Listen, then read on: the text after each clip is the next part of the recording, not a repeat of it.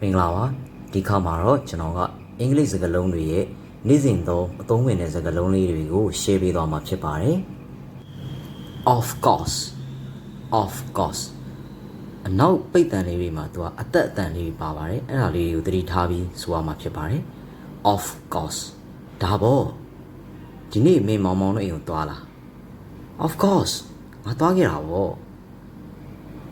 မောင်မောင်ဒါကိုလုပ်လိုက်တာလားOf course သူလုပ်လိုက်တာပေါ့ဟုတ်တာပေါ့ဒါမျိုးနေရာတွေမှာ of course ကိုသုံးပါတယ်နောက်ထပ်စကားလုံးတစ်လုံးကတော့ what a surprise အော်စရာပဲဒီစကားလုံးကရေးတဲ့အခါမှာ what a surprise လို့ရေးထားပေမဲ့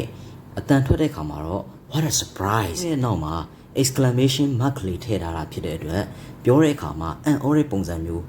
လေသံမြင့်မြင့်လေးပြောပြရပါတယ် what a surpriseဟာအော်စရာပဲဒီလိုနေရာမျိုးလေးမှာသုံးပါတယ်နော်နောက်ထပ်စကားလုံးတစ်လုံးကတော့ hold on ဒါပေမဲ့တကယ်အတန်ထွက်တဲ့အခါမှာတော့ hold on နောက်ဆုံးတဲ့ဒီအတန်ကိုယူပြီးတော့အတန်ထွက်ပြရပါတယ် hold on ခဏဆောင်ပေးပါဦးတကယ်ချင်း